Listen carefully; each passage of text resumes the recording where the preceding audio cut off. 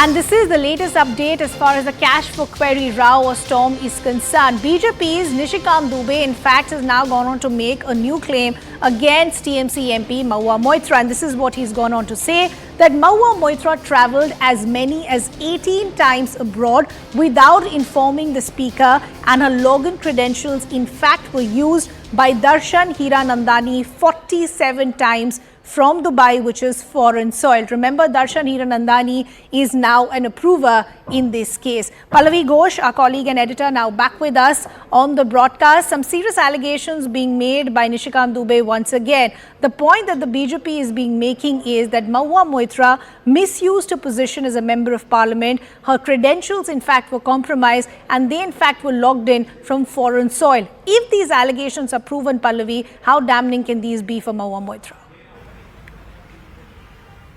So we all know about that NIC report that is going to be submitted most probably before the Ethics Committee meeting begins tomorrow. Two important takeaways from that meeting, from that report comes out, that there are 47 times that login was done from outside the country, which is in Dubai, into her parliamentary login account. That's one. And second thing, of course, is that 18 times she's travelled abroad without informing the speaker. See, the normal procedure is that whenever you're going abroad, you normally take excuse from the speaker, you inform the speaker. Of course, if it is an official work, you also keep the MEA in the loop in the terms of getting an official invite from any head of government abroad.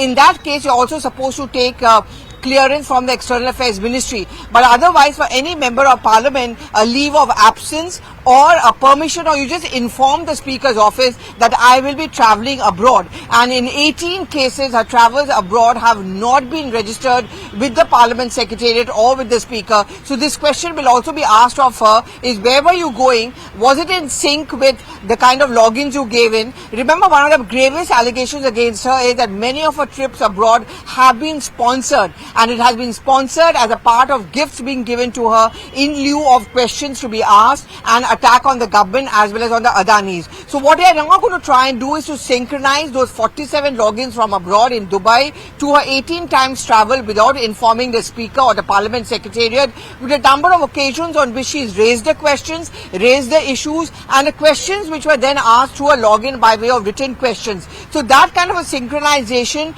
is going to be a part of another round of probe, and that is something which could be used to nail her in case a hard evidence is found against her.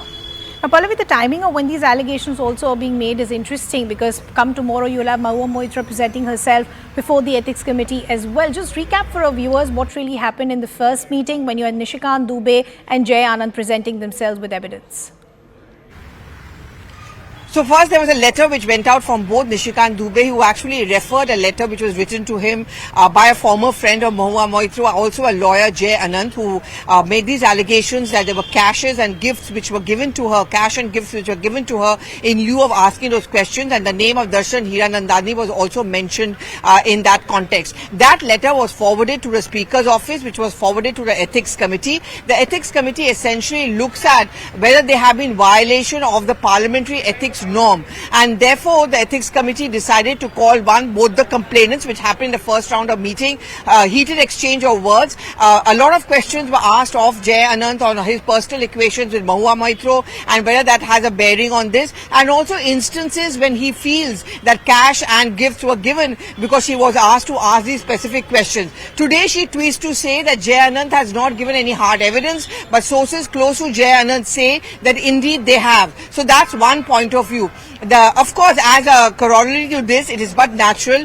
that the one against whom that complaint has been made will also be called for questioning to defend herself, in this case Mahua Moitra. Despite the fact that she wanted to give a date after 5th of November, she's now been called by the Ethics Committee and she's agreed to come tomorrow. So tomorrow again you're going to see fireworks, because she's making this demand that one, Darshan Hiranandani must be present there. Two, what is the evidence which has been given by the two of them? And third, why should Apple's alerts not be made a part of this investigation, because her phone clearly has been hacked?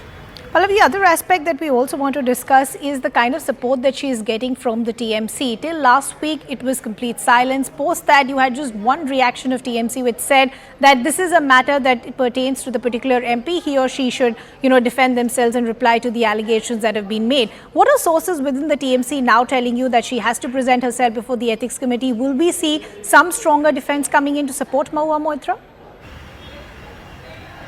Well, Ridhima, anyone who's tracked the Trinamool Congress and Mahua Moitra know that she's one of the most aggressive but high-profile faces of the TMC. But she's also had an uneasy equation with Mamata Banerjee. I remember in 2010, she was publicly reprimanded by her for being out of line. She had told Mahua Moitra she needs to take her party along, she needs to take her workers along. After that, things have been very uneasy, but she's also someone who the party cannot ignore because she's raised many right questions. She's a woman, she's firebrand, educated, and therefore very high profile. But on this specific case, I think what is really interesting is what is being left unsaid. You had a Kunal Ghosh and a Derek O'Brien's initial statement where they said, we are closely monitoring what the Ethics Committee will do and say, and based on their report, we'll take further action. The only little change or stand I can see is in Kunal Ghosh, where he has accused the Ethics Committee of being BJP heavy. But there's no downright or outright support coming of Mahua Moitra, because I think the only issue on which the TMC is uncomfortable with is on the issue about her logins being given abroad. And this is something which she herself has accepted and admitted in many of her interviews.